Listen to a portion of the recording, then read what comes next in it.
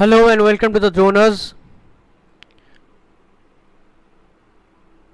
Dronas online প্ল্যাটফর্মে সবাইকে স্বাগত।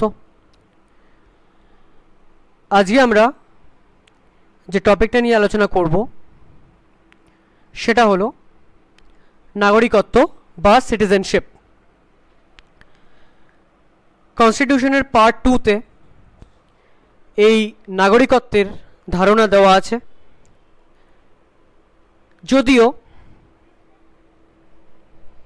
যদিও কনস্টিটিউশনে সিটিজেন বা নাগরিক এই কথাটাকে ডিফাইন করা হয়নি, আর কনস্টিটিউশনে সিম্পলি কিছু আর্টিকেলসে এটা বলা আছে যে কারা কারা নাগরিক হতে পারেন, কিন্তু ডিটেলে সেটাকে এক্সপ্লেন করেছিল সিটিজেনশিপ অ্যাক্ট 1955।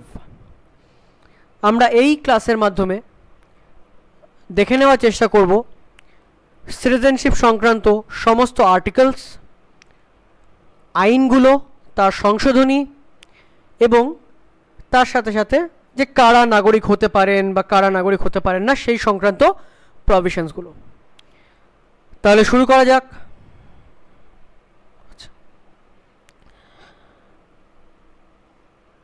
প্রথমেই যেটা আমরা বলবো সেটা হচ্ছে যে সিটিজেন মানে নাগরিক, আর সিটিজেনশিপ বা নাগরিকত্ব এই যে কনসেপ্টটা কিন্তু এক্সক্লুশন কনসেপ্ট, মানে আলাদা করার কনসেপ্ট বা পৃথক করার কনসেপ্ট। মানে আমি কাউকে বলছি যে তুমি সিটিজেন, আর কাউকে বলছি যে তুমি সিটিজেন নও, এবং যখনই আমি এই ভেদাভেদটা করছি বা এই আলাদাটা করছি, আমি ভেদাভেদ বলাটা ভুল হবে, যখনই আমি এই যে সিটিজেন বা নাগরিক এবং নাগরিক নয় এই পৃথকীকরণটা করছি, তখনই কিন্তু কিছু আইন, কিছু অধিকার, কিছু কর্তব্য সব কিছু আলাদা হয়ে যাচ্ছে। কারণ যারা ভারতের নাগরিক আর যারা ভারতের নাগরিক নন, তাদের অবভিয়াসলি তাদের রাইটস মানে অধিকার, তাদের ডিউটিজ কর্তব্য, তাদের কনস্টিটিউশনের প্রতি তাদের রেসপেক্ট, ন্যাশনাল ফ্ল্যাগের প্রতি তাদের রেসপেক্ট বা কান্ট্রির প্রতি তাদের অ্যালিজিয়েন্স, দায়িত্ববোধ, সেই সব কিন্তু আলাদা হয়ে যাচ্ছে, রাইট? তো সেই কারণে আমরা বলা হয়, মানে সেই কারণে এটা বলা হয় যে সিটিজেনশিপ হচ্ছে একটা এক্সক্লুশন প্রিন্সিপাল, যেখানে আমরা আলাদা করি। তাহলে দেখা যাক। আচ্ছা, তো এই যে নাগরিকত্ব, এই নাগরিকত্ব রাষ্ট্র এবং ব্যক্তি এদের মধ্যে একটা সম্পর্ককে ডিফাইন করে। রাষ্ট্র এবং ব্যক্তি এদের মধ্যে একটা সম্পর্ককে ডিফাইন করে এবং এটা বলে যে কারা নাগরিক এবং কারা এলিয়েন। ঠিক আছে, এখানে এলিয়েন মানে কিন্তু কোনো ভিনগ্রহী প্রাণী বা এরকম কিছু নয়। এলিয়েন মানে এখানে ভিনদেশী। যেহেতু ধরো ইন্ডিয়াতে কেউ ইন্ডিয়ান, মানে যেমন ধরো আমি ইন্ডিয়ান বা তোমরা যারা ক্লাসটা দেখছো তারা সবাই ইন্ডিয়ান। এবার আমাদের সাথে যদি একজন ইউএসের লোক থাকেন, তিনি কিন্তু ভারতের জন্য এলিয়েন, রাইট? ভারতের জন্য ভিনদেশী। তো এই কনসেপ্টটা যে কোনো দেশেই আছে। তো আমরা যদি ধরো ইউএসএতে যাই, আমরাও কিন্তু ওদের জন্য এলিয়েন হব, ভিনদেশী হব, রাইট? কারণ ওদের নিজস্ব সিটিজেন আছে। আচ্ছা, এবং এই যে নাগরিক যারা, তারা কিন্তু ভারতের পূর্ণ সময়ের সদস্য মানে হচ্ছে যে তারা লাইফ লং ভারতের নাগরিক থাকতে পারেন এবং তারা সেই সঙ্গে ভারতীয় সংবিধানের প্রতি তারা কিন্তু দায়বদ্ধ থাকবেন, অ্যালিজিয়েন্স থাকবেন, তাদের অ্যালিজিয়েন্স থাকবে ভারতীয় সংবিধানের প্রতি। আচ্ছা, সেমভাবে আমি যেটা একটু আগেই বললাম যে নাগরিকত্ব হচ্ছে একটা এক্সক্লুশন আইডিয়া, যেখানে যারা নাগরিক নন তাদেরকে আমরা এক্সক্লুড করি, তাদেরকে আমরা আলাদা রাখি, রাইট, তাদেরকে আমরা আলাদা রাখি। আচ্ছা, এরপর যেটা আমরা দেখব সেটা হলো যে নাগরিকত্ব দেওয়ার জন্য কি কি প্রিন্সিপাল আছে। নাগরিকত্ব দেওয়ার জন্য আমাদের কাছে কি কি প্রিন্সিপাল আছে। প্রিন্সিপাল মানে হচ্ছে কি কি ভাবে, কি কি পদ্ধতির মাধ্যমে আমরা নাগরিকত্ব দিতে পারি। তো নাগরিকত্ব দেওয়ার জন্য জেনারেলি দুটো মেইন পদ্ধতি আছে।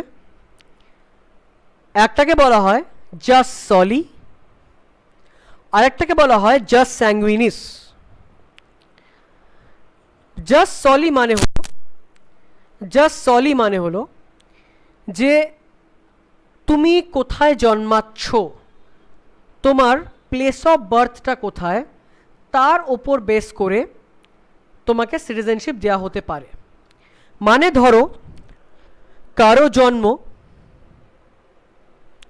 ভারতে হয়েছে, তাহলে অটোমেটিক্যালি সে ভারতের সিটিজেন হয়ে যাবে যদি ভারত জাস সলি প্রিন্সিপাল ফলো করে থাকে।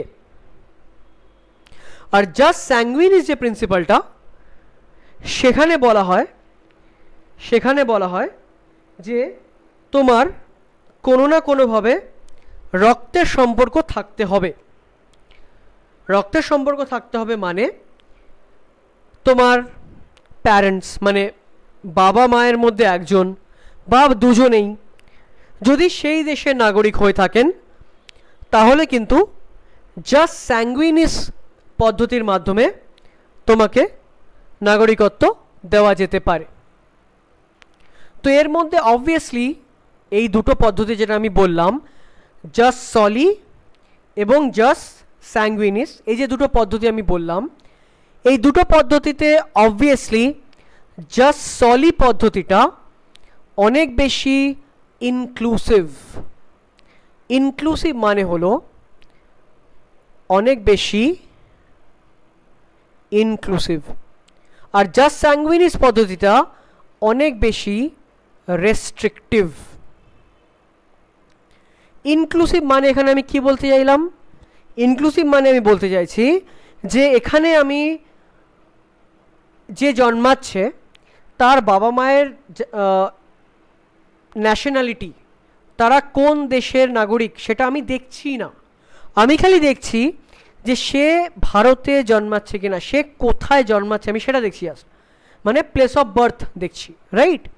তো সেই কারণে জাস্ট সলি যে প্রিন্সিপালটা, সেই প্রিন্সিপালটা কিন্তু ইনক্লুসিভ প্রিন্সিপাল, কিন্তু জাস্ট স্যাঙ্গুইনিস প্রিন্সিপালটা কিন্তু খুব রেস্ট্রিক্টিভ প্রিন্সিপাল। সেখানে আমি এক্সক্লুড করছি যদি আমার প্যারেন্টস মানে বাবা মায়ের মধ্যে কেউ একজন ভারতীয় না হন, সেক্ষেত্রে কিন্তু আমি ভারতীয় হতে পারবো না, এই ধরনের কথা আমি বলছি, রাইট। আচ্ছা, ইন্ডিয়া কিন্তু শুরু থেকেই জাস্ট সলি এই প্রিন্সিপালটায় বিশ্বাস করে। মতিলাল নেহরু কমিটি বলো, পরবর্তীতে কনস্টিটিউয়েন্ট অ্যাসেম্বলি বলো, ইন্ডিয়া কিন্তু বরাবরই জাস্ট সলি এই প্রিন্সিপালটায় বিশ্বাস করে। এবং সেই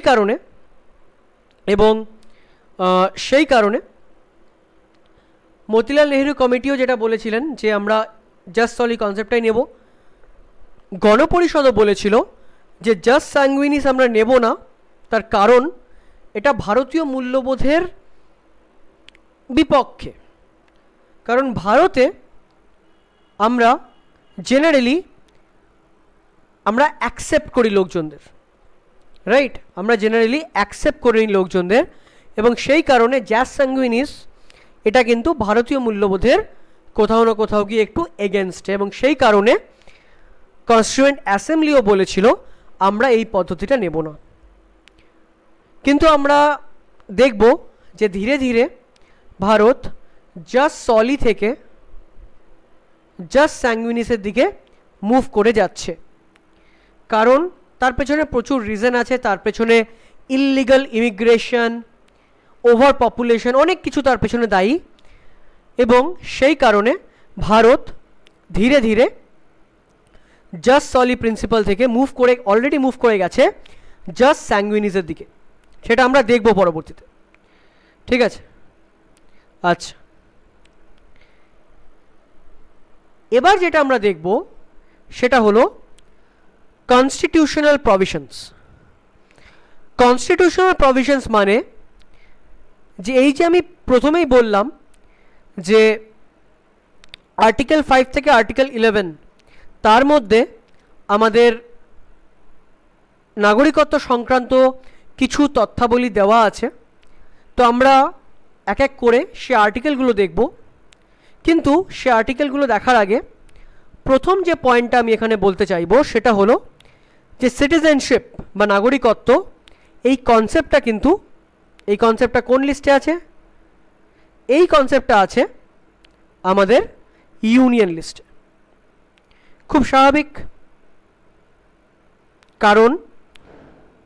কারণ ইউনিয়ন লিস্টে এই কনসেপ্টটা থাকার পেছনে রিজন হচ্ছে যে যেহেতু আমরা সিঙ্গেল সিটিজেনশিপ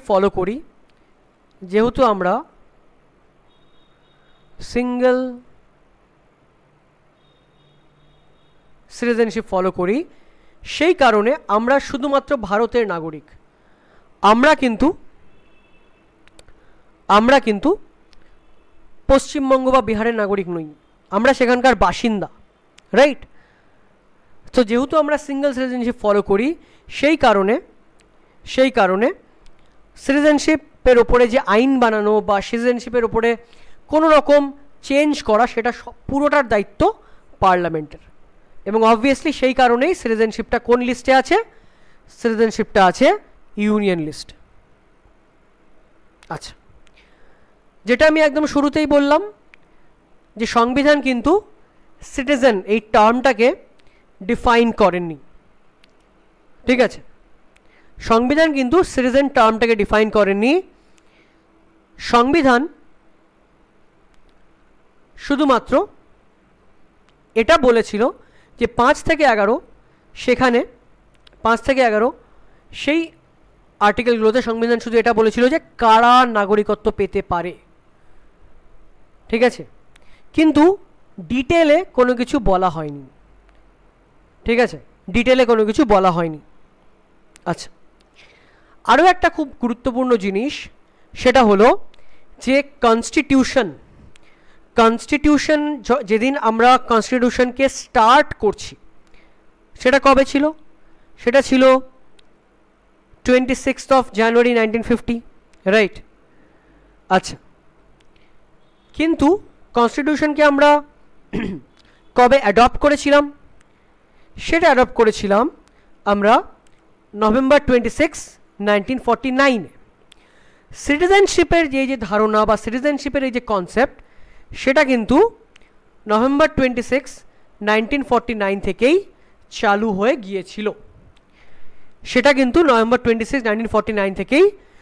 হয়ে গিয়েছিল।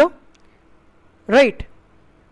আচ্ছা, তো যদি এটা বলা হয় যে নাগরিকত্বের ধারণা কবে থেকে এনফোর্স করা হয় তাহলে কিন্তু অ্যান্সার হবে 26 নভেম্বর 1949। আচ্ছা, এখন আমরা দেখে নেব যে আমাদের যে আর্টিকেলসগুলো আছে আমরা সেটাকে দেখে নেব আর্টিকেল 5 থেকে আর্টিকেল 11 এক এক করে দেখব। আচ্ছা, সবার প্রথমে আছে আর্টিকেল 5 এবং আর্টিকেল 5 কি বলছে?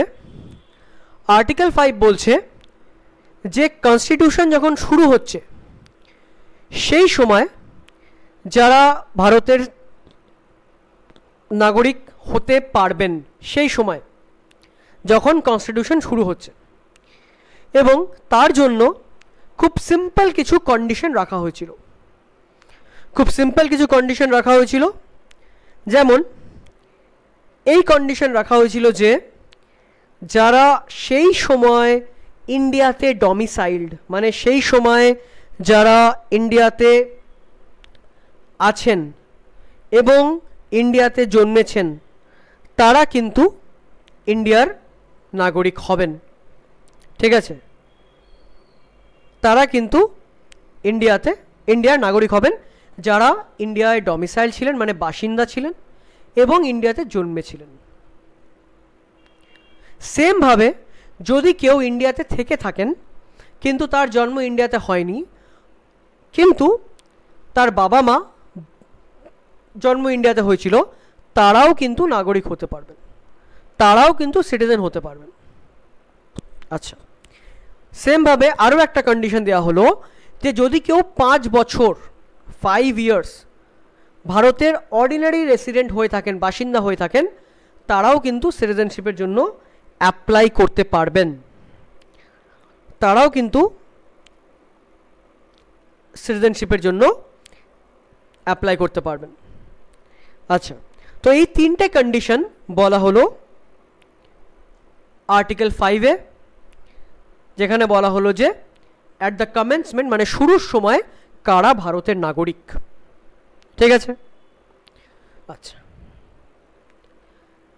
নেক্সট যেটা সেটা হলো আর্টিকেল 6।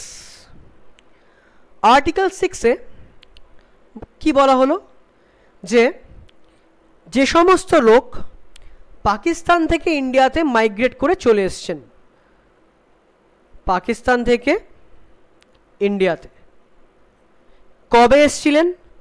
জুলাই 19, 1949-এর আগে, তারা কিন্তু অটোমেটিক্যালি ইন্ডিয়ান সিটিজেন হয়ে যাবেন, অটোমেটিক্যালি ইন্ডিয়ান সিটিজেন হবেন। কি কন্ডিশন খালি ফুলফিল করতে হবে? যদি তার বাবা মা অথবা তার দাদু দিদা মানে গ্র্যান্ড প্যারেন্টস তারা যদি ইন্ডিয়াতে জন্মে থাকেন, তাহলে সেই সমস্ত উদ্বাস্তু যারা, রিফিউজি যারা, তারা কিন্তু অটোমেটিক্যালি ইন্ডিয়ান সিটিজেন হয়ে যাবেন। ফাইন। আচ্ছা, সেমভাবে এটাও বলা হলো যে এই যে তারিখটা জুলাই 19, 1949, এই তারিখের পরে যারা আসবেন, যারা এসেছিলেন, তাদের কিন্তু রেজিস্ট্রেশন বা কোনো রকমভাবে তাদেরকে কিন্তু অ্যাপ্লাই করতে হয়েছিল, রেজিস্ট্রেশন করতে হয়েছিল। ঠিক আছে? তাদেরকে কিন্তু অ্যাপ্লাই করতে হয়েছিল। ওকে, নেক্সট আমরা যেটা দেখব সেটা হলো আর্টিকেল 7। আর্টিকেল 7 কি বলছে? আর্টিকেল 7 বলছে যে কিছু সার্টেইন মাইগ্রেন্টস টু পাকিস্তান, মানে কিছু এরকম লোক ছিলেন যারা ধরো সেই সময় দেশভাগ হচ্ছে, খুব কনফিউশন, আমি জানি না আমি কোথায় যাব, কোন দেশটা আমার, সেই রকম একটা সিচুয়েশনে তারা ভারত থেকে পাকিস্তানে চলে গেছিলেন ধরো, কিন্তু তারপর আবার ভারতে চলে এসেছিলেন। তো সেই ধরনের যে লোকজন যারা, তাদের জন্য কিন্তু সিটিজেনশিপের প্রভিশন রাখা হলো। সেক্ষেত্রে যেটা বলা হলো যে যারা পাকিস্তানে চলে গিয়েছিলেন 1947-এর 1 মার্চের পরে, কিন্তু তারপর তারা আবার রিটার্ন করেছেন, তাদেরকেও কিন্তু নাগরিকত্ব দেয়া হবে। যদিও যে আইনটা বানানো হলো সেই আইনে যারা সরাসরি পাকিস্তান থেকে ভারতে এসেছিলেন, যেটা আমরা আর্টিকেল 6-এ দেখলাম, যারা সরাসরি পাকিস্তান থেকে ভারতে এসেছিলেন, ঠিক আছে, তাদের প্রতি এই আইন একটু বেশি মাত্রায় সহানুভূতিশীল ছিল। এই ধরনের লোকজন যারা কনফিউশনে পাকিস্তান চলে গিয়েছিলেন আর তারপর যারা আবার ফেরত চলে এসেছেন, তাদের জন্য একটু কম সহানুভূতি ছিল, রাইট? তো আর্টিকেল 6 আর 7 দুটোই কিন্তু যে সমস্ত মাইগ্রেন্টস যারা পাকিস্তান এবং ইন্ডিয়ার মধ্যে স্বাধীনতার পর, দেশভাগের পর যারা পাকিস্তান থেকে ইন্ডিয়া এসেছেন, সেই সমস্ত লোকদের কথা বলে।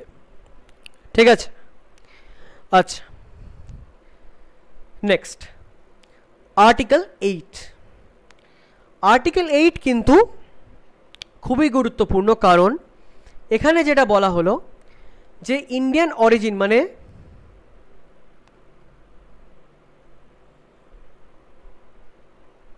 ভারতীয়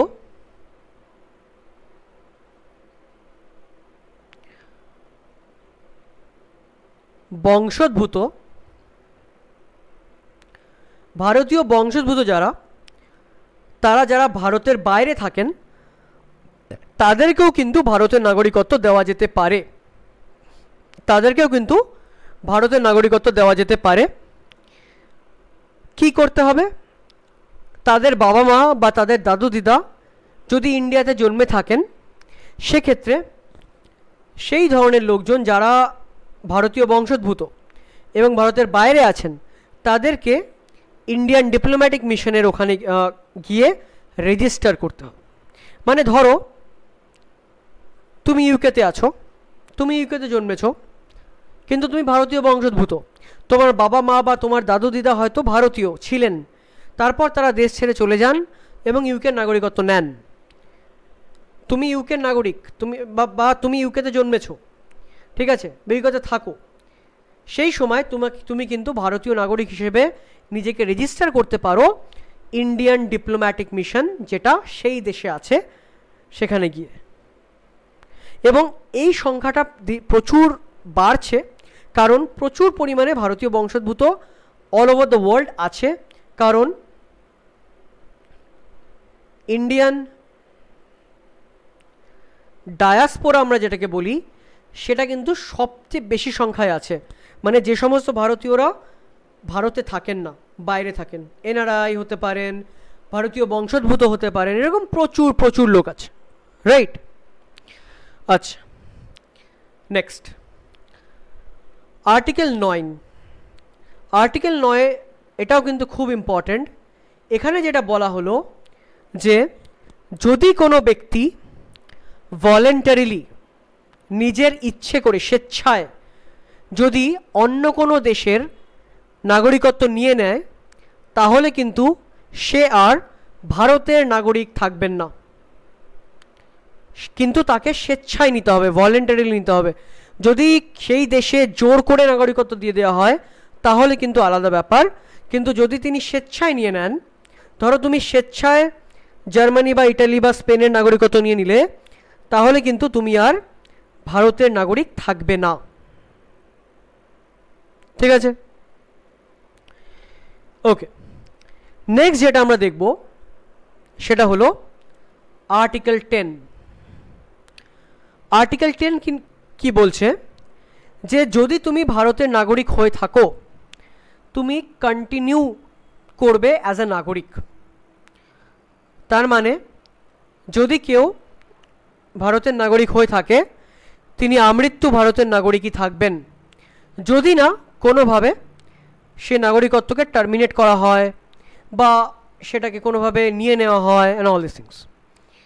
তোমাকে কোনোভাবে পরীক্ষা বা অন্য কিছু দিতে হবে না, রাইট? যে আমি নাগরিক, এটা আমি প্রুফ করছি, এরকম কিছু করতে হবে না। তুমি কন্টিনিউ করবে অ্যাজ এ নাগরিক যতদিন না তুমি, যদি না তোমার নাগরিকত্ব গভর্নমেন্ট বা পার্লামেন্ট নিয়ে নেয়, ঠিক আছে? সেটা বলছে আর্টিকেল 10। আচ্ছা, আর্টিকেল 11 কি বলছে? আর্টিকেল 11 বলছে যে পার্লামেন্টকে এই পাওয়ার দেওয়া আছে যে পার্লামেন্ট সিটিজেনশিপের অ্যাকুইজিশন বা টার্মিনেশন সংক্রান্ত যে কোনো ধরনের আইন বানাতে পারে, ঠিক আছে? যে কিভাবে সিটিজেনশিপ দেওয়া হবে বা কিভাবে টার্মিনেট করা হবে, এই সমস্ত কিন্তু পার্লামেন্ট আইন বানাতে পারে। যেমন যদি আমি বলি টার্মিনেশনের কথা, রিনাউন্সিয়েশন মানে তুমি ছেড়ে দিলে, বা তুমি ধরো ফ্রড করেছিলে, তোমার নাগরিকত্ব ফ্রড ছিল, সেক্ষেত্রেও কিন্তু টার্মিনেট করা যেতে পারে সিটিজেনশিপ, রাইট? অ্যাকুইজিশন আমরা দেখব কীভাবে অ্যাকুইজিশন করা যেতে পারে, সেটা আমরা দেখব। আচ্ছা, তাহলে এই যে আমরা দেখলাম 5 থেকে 11, এটা কিন্তু কনস্টিটিউশনাল প্রভিশন, এবং এখান থেকে আমরা এটা বুঝলাম যে কনস্টিটিউশন খুব ডিটেলে এটা বলেনি কিভাবে দেওয়া হবে, কিভাবে নিয়ে নেওয়া হবে, সব কিচ্ছু বলেনি, খালি বলেছিল যে কারা নাগরিক হতে পারে, who can be citizens of India, right? আচ্ছা, তাহলে এবার আমরা দেখি যে এই সংক্রান্ত আইন এবং তার সংশোধনীগুলো কি কি আছে। ঠিক আছে, এই সংক্রান্ত আইন এবং তার সংশোধনীগুলো কি কি আছে এটা আমরা দেখে নিই। আচ্ছা, তো যেটা আমি বললাম, পার্লামেন্টকে পাওয়ার দেওয়া আছে যে পার্লামেন্ট চাইলে সিটিজেনশিপ অ্যাক্ট বানাতে পারে। তো পার্লামেন্ট বানিয়েছিল 1955 সালে সিটিজেনশিপ অ্যাক্ট। ঠিক আছে, এবং সেখানে পার্লামেন্ট বলেছে অ্যাকুইজিশন এবং ডিটারমিনেশন অফ অ্যাকুইজিশন এবং টার্মিনেশন অফ ইন্ডিয়ান সিটিজেনশিপ কিভাবে করা যেতে পারে। পার্লামেন্ট সেই সংক্রান্ত ডিটেলিংটা কিন্তু এই আইনের মাধ্যমে করেছিল। ঠিক আছে, এই আইনের মাধ্যমে করেছিল। আচ্ছা, তো আমরা প্রথমে দেখি যে কিভাবে অ্যাকোয়ার করা যেতে পারে, কিভাবে তুমি বা কেউ নাগরিক হতে পারে। তাহলে এখানে আমরা দেখতে পাচ্ছি 5টা রাস্তা আছে: birth, descent, registration, incorporation of territory এবং ন্যাচারালাইজেশন। মানে তুমি জন্মে হতে পারো, তোমার ডিসেন্ট মানে উত্তরাধিকার সূত্রে হতে পারো, রেজিস্ট্রেশন করতে পারো, তোমার এরিয়া যদি ইন্ডিয়া নিয়ে নেয় সেই সংক্রান্ত ক্ষেত্রে হতে পারো, বা ন্যাচারালাইজেশন মানে তুমি অনেক দিন ইন্ডিয়াতে আছো, ন্যাচারালি তুমি ইন্ডিয়ান সিটিজেন হয়ে গেলে। এই প্রভিশনগুলোই কিন্তু সিটিজেনশিপ অ্যাক্ট, নাগরিকত্ব আইন, 1955 সালের যেটা নাগরিকত্ব আইন, সেই আইনে বলা হয়েছে। আর সেমভাবে যদি আমি বলি টার্মিনেশন মানে কীভাবে যেতে পারে, যেটা আমি বললাম যে ধরো তুমি ফ্রড মানে কোনো কিছু অনৈতিকভাবে তুমি নাগরিকত্ব নিয়েছো, বা তুমি রিনাউন্সিয়েট করে দিয়েছো মানে তুমি ছেড়ে দিয়েছো নাগরিকত্ব, তুমি অন্য দেশের নাগরিকত্ব নিয়ে নিয়েছো। ঠিক আছে, বা তুমি এনিমি কান্ট্রিকে সাহায্য করছো, এই ধরনের কেসগুলোতে কিন্তু টার্মিনেট করা যেতে পারে। তোমাকে সিটিজেন হিসেবে আর মান্যতা দেওয়া যাচ্ছে না, তুমি সেই কেসে তোমাকে তোমার সিটিজেনশিপ টার্মিনেট করা যেতে পারে। ফাইন, তাহলে এখন আমরা দেখে নিই যে এই যে 5টা আমরা রাস্তা দেখলাম, ঠিক আছে, 5টা আমরা পদ্ধতি দেখলাম, সেই পদ্ধতিতে কিভাবে আমরা নাগরিক হতে পারি। আচ্ছা, সবার প্রথমে দেখব জন্ম সংক্রান্ত মানে বাই বার্থ। ঠিক আছে, তাহলে বাই বার্থে কিভাবে বাই বার্থে আমরা নাগরিক হতে পারি সেটা আমরা দেখব এক এক করে।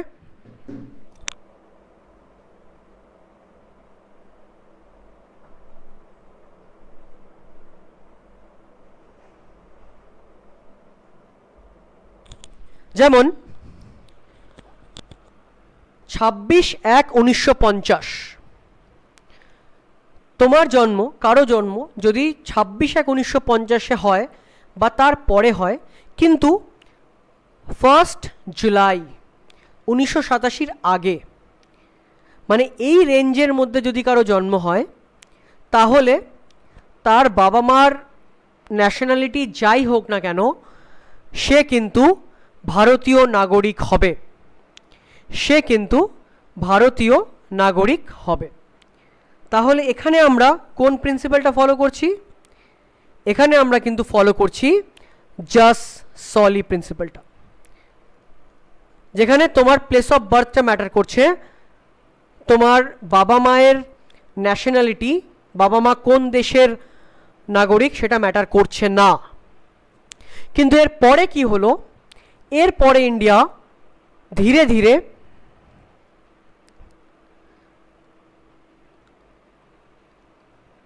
জাস্ট স্যাঙ্গুইনিজের দিকে মুভ করে গেল।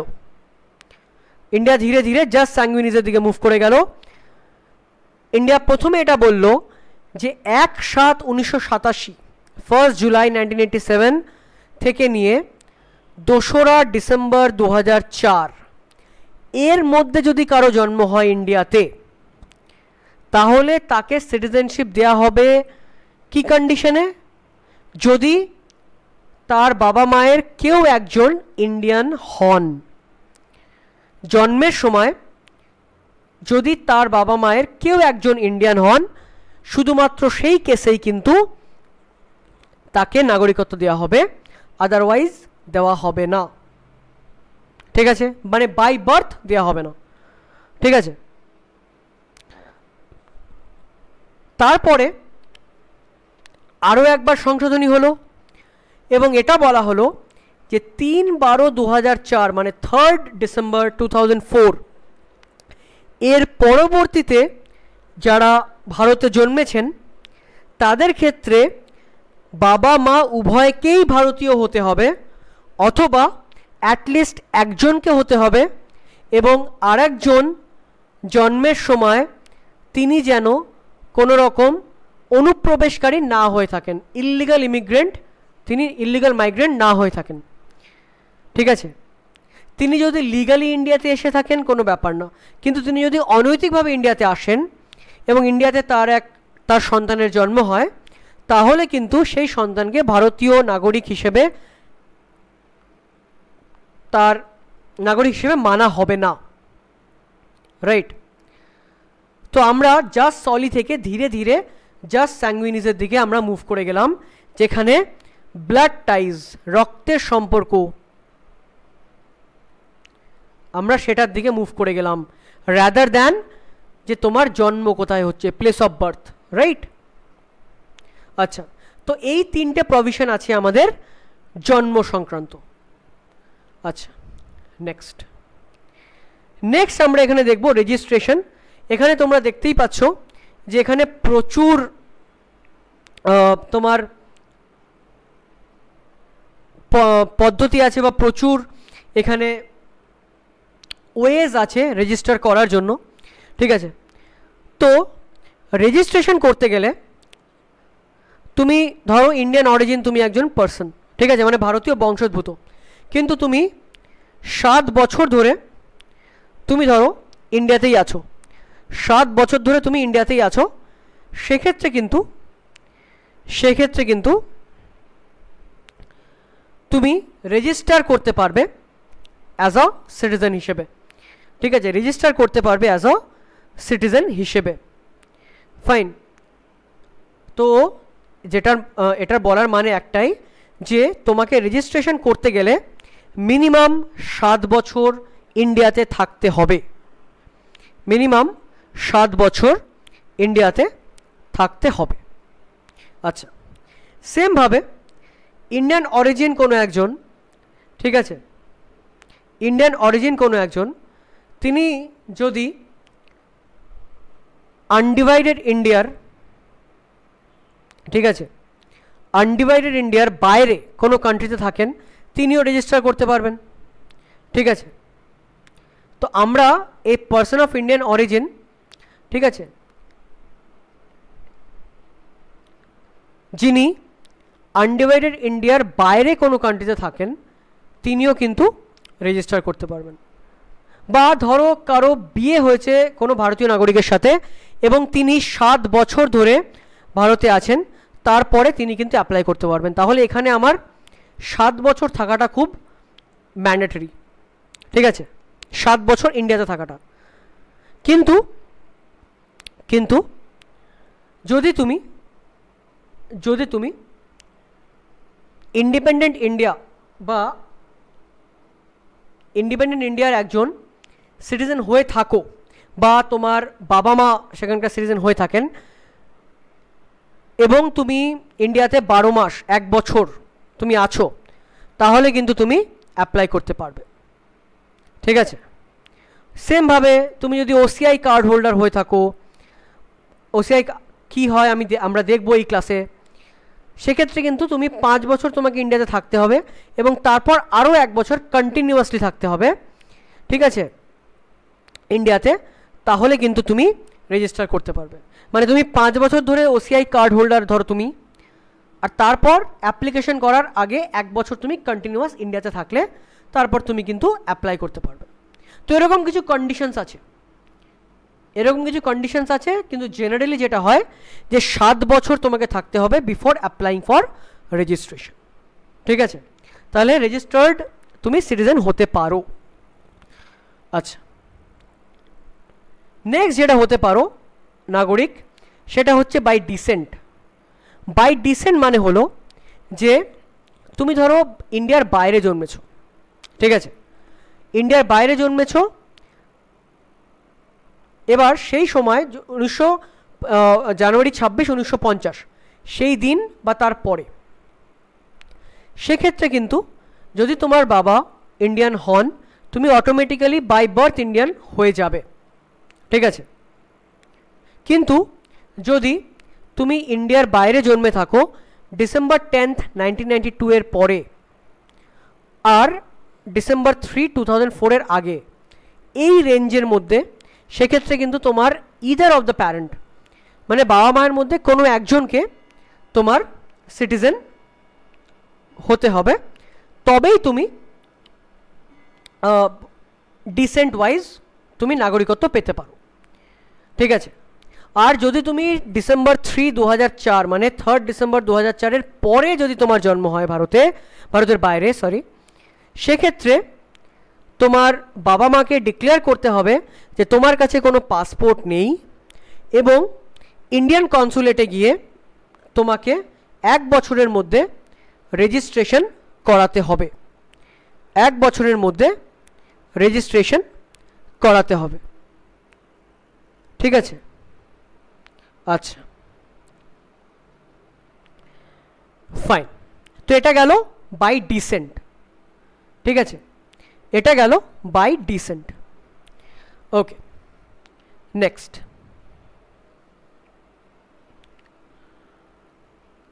নেক্সট হচ্ছে যে বাই ন্যাচারালাইজেশন। বাই ন্যাচারালাইজেশন মানে যে তুমি ইন্ডিয়াতে 12 বছর আছো, ঠিক আছে। 12 বছর কিন্তু একটানা নয়, 12 বছর মানে হলো যে তুমি ইন্ডিয়াতে আছো, ধরো তুমি গেলে 1 বছর থাকলে আবার চলে গেলে, ঠিক আছে, আবার তারপর 6 মাস থাকলে, এরকম করে করে টোটাল তোমাকে 11 বছর থাকতে হবে, ঠিক আছে। এবার তোমাকে টোটাল 11 বছর থাকতে হবে, তারপরে অ্যাপ্লিকেশন করার আগে তুমি আরও 1 বছর কন্টিনিউয়াস থাকবে, তাহলে কিন্তু তুমি ভারতের নাগরিক হতে পারো বাই ন্যাচারালাইজেশন। তাহলে কিন্তু তুমি ভারতের নাগরিক হতে পারো বাই ন্যাচারালাইজেশন, ঠিক আছে। আচ্ছা, আরও একভাবে কিভাবে হতে পারে, টেরিটোরিয়াল ইনকর্পোরেশন, মানে কোনো টেরিটরিকে যদি ধরো ভারত অধিগ্রহণ করে নেয়, যেমন ধরো সিকিম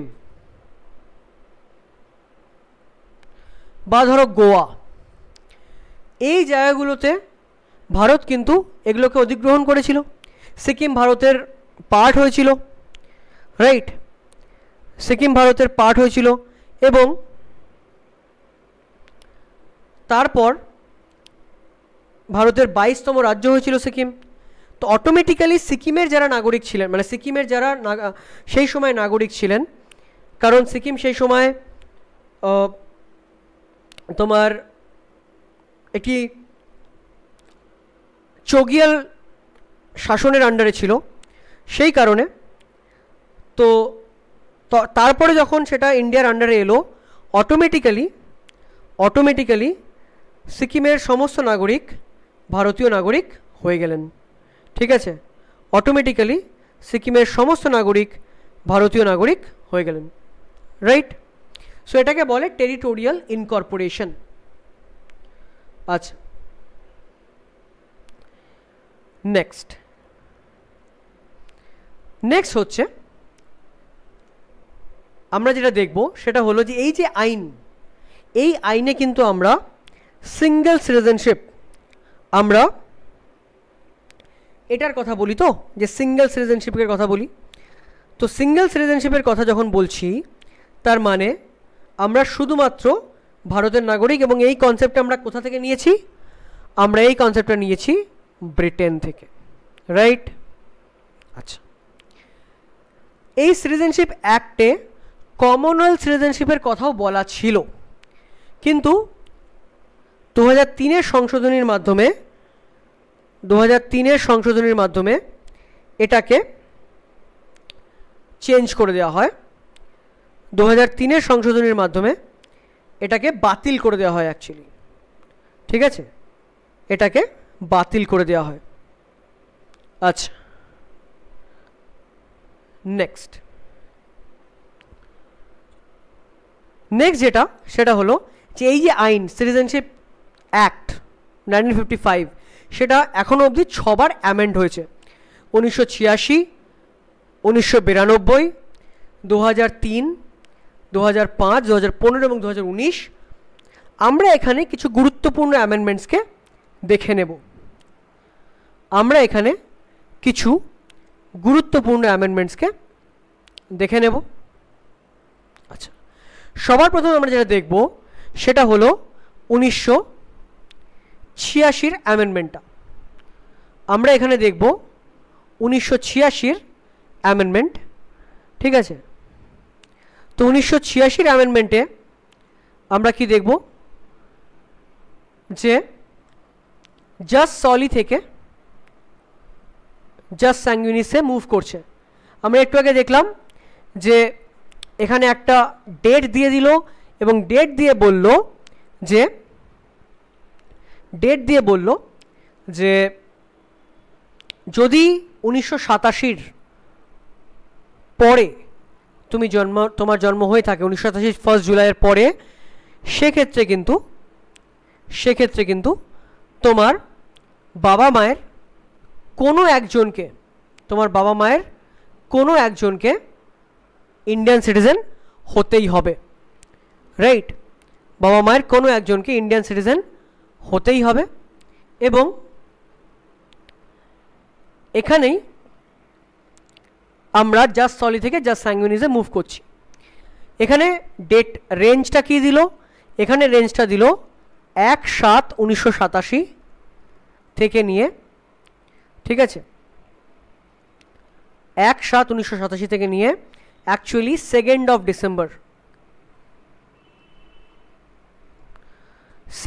December 2003, ঠিক আছে? আচ্ছা, সেটা 1986-তে করলো। পরবর্তী অ্যামেন্ডমেন্ট যেটা আমরা দেখব সেটা হচ্ছে 2003-এ, যে কেউ যদি ডিসেম্বর 4, 2004-এর পরে জন্মায়,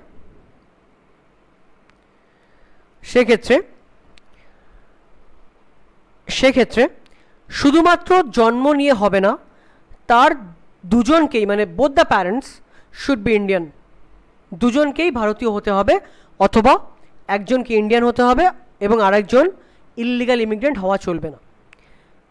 এবং এই যে সংশোধনীগুলো আমরা একটু আগেও দেখেছি, এই সংশোধনীগুলোর মাধ্যমে আমরা কি করছি? আমরা জাস্ট সলি থেকে জাস্ট স্যাঙ্গুইনিসে মুভ করে যাচ্ছি, ঠিক আছে? আচ্ছা, এর পেছনে আরও একটা রিজন হচ্ছে, এর পেছনে সবচেয়ে বড় রিজন হচ্ছে যে আমাদের বর্ডারগুলো দিয়ে যে অনুপ্রবেশ হয় বা ইললিগাল ইমিগ্রেশন হয়, সেটা কিন্তু একটা বড় রিজন এই ধরনের রেস্ট্রিকটিভ অ্যাপ্রোচ নিয়ে নেওয়ার জন্য। এবং এই অ্যামেন্ডমেন্টে এটা বলা হলো যে যারা ইললিগাল মাইগ্রেন্ট তারা কোনোভাবেই কিন্তু ভারতীয় নাগরিকত্ব ক্লেম করতে পারবে না, তারা কোনোভাবেই কিন্তু ভারতীয় নাগরিকত্ব ক্লেম করতে পারবে না। আচ্ছা, ঠিক আছে, ফাইন। নেক্সট যেটা আমরা দেখব সেটা হলো 2015-র অ্যামেন্ডমেন্টটা। 2015-র অ্যামেন্ডমেন্টে ওরা কি করলো? 2015-র অ্যামেন্ডমেন্টে ওসিআই আর পিআইও এই দুটোকে মার্জ করে দিল, ঠিক আছে? প্রথমে দুটো স্কিম ছিল, একটাকে বলা হতো PIO, person of Indian origin, এবং একটাকে বলা হতো ওভারসিজ সিটিজেন অফ ইন্ডিয়া। আমরা দেখব কি হয় ওভারসিজ সিটিজেন অফ ইন্ডিয়া, এই দুটোকে মার্জ করে দিল, ঠিক আছে, ওসিআই কার্ড আর overseas citizen of India card holder, ঠিক আছে। তো পিআইও আর ওসিআইকে মার্জ করে এরা বললো যে একটাই স্কিম থাকবে, সেটা হচ্ছে ওসিআই, ঠিক আছে। আমরা পরবর্তীতে এই ক্লাসের শেষের দিকে আমরা দেখব ওসিআই কি হয়, ঠিক আছে। আচ্ছা, নেক্সট যেটা সেটা হলো 2019-এর অ্যামেন্ডমেন্ট। তো 2019-এর যে অ্যামেন্ডমেন্টটা, যেটা পলিটিক্যালি একটু বিতর্ক সৃষ্টি করেছিল, এবং এই অ্যামেন্ডমেন্টে বলা হলো যে আমাদের যে প্রতিবেশী রাষ্ট্রগুলো আছে, যেমন পাকিস্তান, বাংলাদেশ এবং আফগানিস্তান, ঠিক আছে, সেখান থেকে হিন্দু, শিখ, বুদ্ধিস্ট, জৈন, পার্সি এবং খ্রিশ্চান এনারা যদি কোনোভাবে ইন্ডিয়াতে চলে আসেন ডিসেম্বর 31, 2014 আগে, তাহলে কিন্তু তাদেরকে ভারতীয় নাগরিকত্ব দিয়ে দেয়া হবে, তাহলে কিন্তু তাদেরকে ভারতীয় নাগরিকত্ব দিয়ে দেওয়া হবে, ঠিক আছে। এবং এরা এটাও বলল, এই আইনে অ্যামেন্ডমেন্টে এটাও বলা হলো যে আগে যেহেতু সিটিজেনশিপের রিকোয়ারমেন্টস 11 বছর ছিল না ন্যাচারালাইজেশনে, এখানে বলা হলো যে 5 বছরই যথেষ্ট, ঠিক আছে। এবং এই যে যারা আসবেন তাদেরকে পাসপোর্ট অ্যাক্ট এবং ফরেনার্স অ্যাক্ট থেকেও এক্সেম করা হলো, যদিও এই অ্যামেন্ডমেন্টটা একটু রাজনৈতিক বিতর্কের সৃষ্টি করেছিল, এবং প্রচুর রাজনৈতিক দল, বিরোধী রাজনৈতিক দলেরা এই অ্যামেন্ডমেন্টকে মানতে চায়নি, এবং প্রচুর কমিউনিটির লোকেরা এর বিরোধিতা করেছে, রাইট। কিন্তু পার্লামেন্ট এই অ্যামেন্ডমেন্ট পাস করেছিল 2019 সালে, রাইট। আচ্ছা, নেক্সট যেটা আমরা দেখব সেটা হলো এনআরআই এবং ওসিআই, মানে নন রেসিডেন্ট ইন্ডিয়ান এবং ওভারসিজ সিটিজেন অফ ইন্ডিয়ান, এরা কারা, ঠিক আছে। আচ্ছা, তো সবার প্রথমে দেখে নিই নন রেসিডেন্ট ইন্ডিয়ানস কারা। নন রেসিডেন্ট ইন্ডিয়ানস মানে কিন্তু তারা কিন্তু ইন্ডিয়ান, তাদের কাছে কিন্তু ইন্ডিয়ান পাসপোর্টই আছে, শুধুমাত্র তারা বছরে অ্যাটলিস্ট 182 দিন তারা ইন্ডিয়ার বাইরে থাকবেন, বছরে মিনিমাম 182 দিন অথবা তার বেশি তারা কিন্তু ইন্ডিয়ার বাইরে থাকবেন, ঠিক আছে। তাহলেই কিন্তু তাদেরকে আমরা এনআরআই হিসেবে বা নন রেসিডেন্সিয়াল বিল্ডিং হিসেবে কনসিডার করব, ঠিক আছে। তাহলেই আমরা তাদেরকে কনসিডার করব নন রেসিডেন্ট ইন্ডিয়ান হিসেবে, ঠিক আছে। আরও একটা প্রভিশন হতে পারে যে তারা লাস্ট 4 বছরে 365 দিনের কম ইন্ডিয়াতে থেকেছেন এবং সেই বছরে 60 দিনের কম থেকেছেন, তাহলেও কিন্তু তারা এনআরআই হবেন। আর এই যে এনআরআই, তারা কিন্তু ইন্ডিয়ানই, তাদের কাছে ইন্ডিয়ান পাসপোর্টই আছে, তো সেই কারণে তাদের কাছে ভোটিং রাইটসও আছে, তারা ভোট দিতে পারেন, তারা ইনকাম ট্যাক্স, যেটা ভারতে যাদের ইনকাম, সেই ইনকামের ওপরে তারা ইনকাম ট্যাক্সও দেবেন, রাইট। তো এনআরআইরা ইন্ডিয়ানই, খালি তারা বাইরে থাকেন, that is the difference, right. আচ্ছা, এবার যদি আমি দেখি ওভারসিজ সিটিজেন অফ ইন্ডিয়া, এনারা কিন্তু ফার্স্ট অফ অল এনারা কিন্তু ইন্ডিয়ান নন, সেটা আমার সবার প্রথমে মাথায় রাখতে হবে। এনআরআইরা যেমন ইন্ডিয়ান, ওসিআইরা কিন্তু ইন্ডিয়ান নন, তাদের কাছে ইন্ডিয়ান পাসপোর্ট নেই, তাদের কাছে অন্য কোনো দেশের পাসপোর্ট আছে। আর হোম মিনিস্ট্রি ওসিআই ডিফাইন করে 3 ভাবে, ঠিক আছে, কি যদি কেউ ইন্ডিয়ার সিটিজেন থেকে থাকেন 26 জানুয়ারি 1950-এর পরে, অথবা 26 জানুয়ারি 1950-এর পরে তিনি ইন্ডিয়ান সিটিজেন হতে পারতেন, এলিজিবল ছিলেন, অথবা তিনি এমন কোনো ব্যক্তির সন্তান বা গ্র্যান্ডচাইল্ড যারা এই ধরনের নাগরিক ছিলেন ইন্ডিয়ার, ঠিক আছে। তো তাদেরকে কিন্তু আমরা ওসিআই কার্ড দিতে পারি। এই ওসিআই কার্ড দিলে বা ওসিআই কার্ড হোল্ডার হলে কি সুবিধা পাওয়া যেতে পারে? ওসিআই কার্ড হলে ইন্ডিয়াতে তুমি মাল্টিপল টাইম তুমি এন্ট্রি করতে পারো, যখন ইচ্ছা ইন্ডিয়াতে আসতে পারো, যখন ইচ্ছা ইন্ডিয়াতে লাইফ লং ভিজিট করতে পারো, তোমাকে ভিসা দিয়ে দেওয়া হবে। তোমাকে কোনোভাবে পুলিশ স্টেশনে গিয়ে রিপোর্ট করতে হবে না, যে তুমি যতদিনই থাকো না কেন তোমাকে রিপোর্ট করতে হবে না পুলিশ স্টেশনে গিয়ে, রাইট। আর এই যে ওসিআই স্টেটাস যারা পায় তারা কিন্তু এই এতগুলো সুবিধার পরেও তারা কিন্তু ইন্ডিয়াতে তাদের ভোটিং রাইট নেই। এবং ভোটিং রাইট কেন থাকবে? কারণ তারা তো ইন্ডিয়ানই নয়। তাহলে ইন্ডিয়াতে কারা ভোট দিতে পারে? যারা ভারতীয় তারাই খালি ভোট দিতে পারে।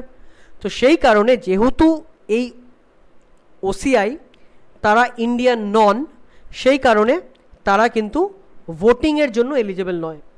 সেমভাবে তারা কোনো ইলেকশনে পার্টিসিপেটও করতে পারবেন না, সেমভাবে তারা কোনো রকম কনস্টিটিউশনাল অফিস হোল্ডও করতে পারবেন না। মানে তারা কিন্তু প্রধানমন্ত্রী, রাষ্ট্রপতি, মুখ্যমন্ত্রী এরকম কোনো কিছু হতে পারবেন না। তারা ইন্ডিয়াতে আসতে পারেন, ইন্ডিয়াতে পড়াশোনা করতে পারেন, লাইফ লং ঘুরতে পারেন, অসুবিধা নেই, ঠিক আছে, যতক্ষণ খুশি যতদিন খুশি থাকতে পারেন। কিন্তু আরও একটা জিনিসে তাদের সাথে এনআরআই এর ডিফারেন্স আছে, সেটা হচ্ছে যে তারা কিন্তু কোনোভাবেই এগ্রিকালচার বা প্ল্যান্টেশন প্রপার্টি অ্যাকুইজিশন করতে পারবেন না, ঠিক আছে, মানে কিনতে পারবেন না। চা বাগান বা এগ্রিকালচারাল ল্যান্ড তারা কিন্তু কিনতে পারবেন না। ফাইন, তাহলে আমরা বুঝলাম এনআরআই আর ওসিআই এর বেসিক ডিফারেন্স। এনআরআইরা ভারতীয়, খালি তারা বাইরে থাকেন। ওসিআইরা ভারতীয় নন, তাদের কাছে অন্য দেশের পাসপোর্ট আছে, কিন্তু তাদের সম্পর্ক আছে ভারতের সাথে, সেই সূত্রে তাদের কিন্তু ওসিআই কার্ড দেওয়া যেতে পারে, ইস্যু করা যেতে পারে, রাইট। আচ্ছা, তো ক্লাসের আমরা একদম শেষ পর্যায়ে চলে এসেছি। আমরা আরও একবার করে আর্টিকেলসটা ঝালিয়ে নেব, সিটিজেনশিপ সংক্রান্ত আর্টিকেলসটা আমরা আরও একবার করে ঝালিয়ে নেব। সেখানে আমরা কি দেখতে পাচ্ছি যে 5 থেকে 11 এখানে আমার সিটিজেনশিপ সংক্রান্ত আর্টিকেলসগুলো আছে।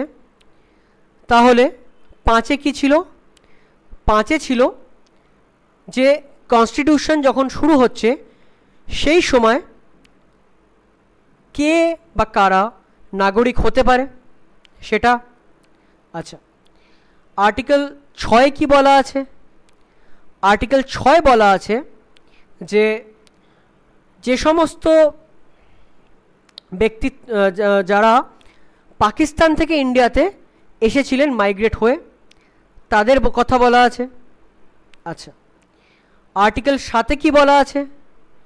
আর্টিকেল 7-এ বলা আছে যে যে সমস্ত লোকজন প্রথমে পাকিস্তান চলে গিয়েছিলেন কিন্তু তারপর তারা আবার ইন্ডিয়াতে ফেরত চলে এসেছিলেন, অবভিয়াসলি কিছু তারিখ এখানে মেনশন করা আছে, যেটা আমরা অলরেডি দেখলাম, ঠিক আছে। আচ্ছা, আর্টিকেল 8-এ কি আছে? যে যারা ইন্ডিয়ান অরিজিন, ভারতীয় বংশোদ্ভূত, কিন্তু ভারতের বাইরে থাকেন,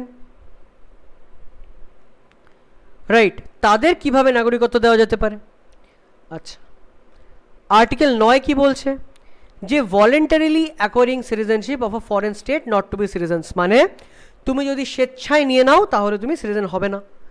এবং রিসেন্টলি পার্লামেন্টে একটি প্রশ্নের উত্তরে এটা বলা হয়েছে যে লাস্ট 5-6 বছরে প্রচুর সংখ্যায় মানুষ কিন্তু অন্য দেশের নাগরিকত্ব নিয়েছেন, রাইট। তো সেটা কিন্তু ভারতের জন্য একটু কনসার্নিং ব্যাপার, চিন্তার বিষয়। আচ্ছা, আর্টিকেল 10 কি বলছে? আর্টিকেল 10 বলছে যে সিটিজেনশিপের যে অধিকার সেটা কিন্তু কন্টিনিউ করে, আমৃত্যু সেটা থাকে যদি না কোনোভাবে তোমার সিটিজেনশিপ চলে যায়। আচ্ছা, 11-এ, আচ্ছা এখানে একটু টাইপিং মিস্টেক আছে। 11-এ কি বলছে? 11-এ বলছে যে power of the parliament, power of the parliament to make laws, ঠিক আছে? পার্লামেন্ট সিটিজেনশিপ সংক্রান্ত আইন বানাতে পারে, যেটা পার্লামেন্ট বানিয়েছে 1955 সালে। ফাইন, তাহলে আমরা সিটিজেনশিপ সংক্রান্ত প্রভিশনসগুলো দেখে নিলাম এবং আমরা এটা বুঝলাম যে পার্ট 2-তে এই প্রভিশনসগুলো আমাদের আছে এবং ভারতে কে বা কারা নাগরিক হতে পারেন, কি কি পদ্ধতিতে নাগরিকত্ব পাওয়া যেতে পারে। তো আশা করি তোমাদের এই ক্লাসটা প্রচণ্ড হেল্পফুল হবে তোমাদের পরীক্ষার জন্য, ঠিক আছে? আর আমি যেটা প্রতিটা ক্লাসের শেষে বলি, পড়ো, ভাবো, প্রশ্ন করো, শেখো এবং নিজেকে আরও বেশি করে উন্নত করো, ইমপ্রুভ করো। Fine, so thank you. আমরা এর পরবর্তীতে পলিটির বাকি চ্যাপ্টারসগুলো নিয়ে, ঠিক আছে, আবার এইভাবেই ভিডিও আমরা আপলোড করব। So thank you. আশা করি তোমাদের ক্লাসগুলো ভালো লাগছে এবং হেল্পফুল হচ্ছে। So thank you, take care.